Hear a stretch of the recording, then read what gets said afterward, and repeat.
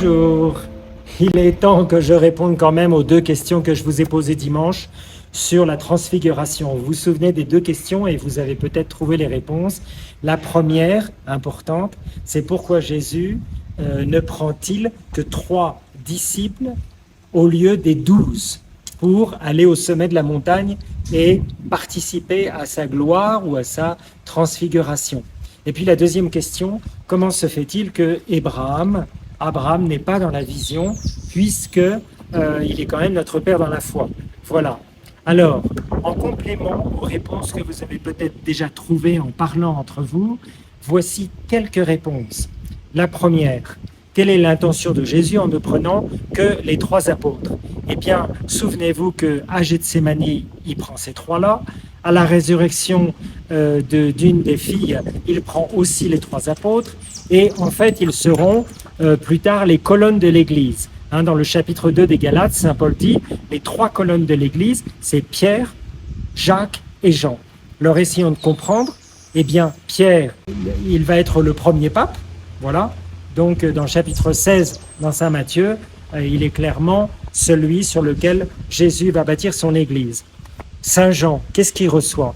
Oh, il reçoit la Sainte Vierge, au pied de la croix, pour être la première mère spirituelle de cet apôtre. Et bien sûr, elle sera la mère, et elle est la mère spirituelle de nous tous. Puis Saint Jacques, c'est un des 2 premiers martyrs avec Saint Stéphane, donc c'est l'Église souffrante. Et ce sont les 3 grandes colonnes de l'Église.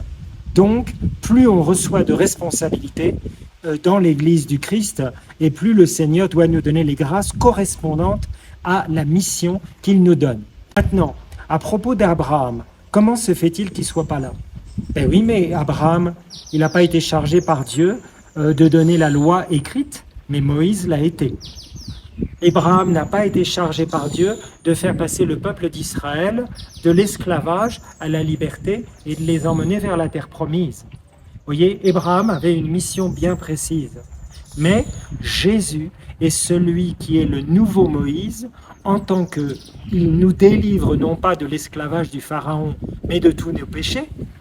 Et puis, Jésus, prophétisé par Élie, eh bien, est celui qui va, à l'ascension, emmener notre nature humaine, pour ainsi dire, dans la gloire du Père.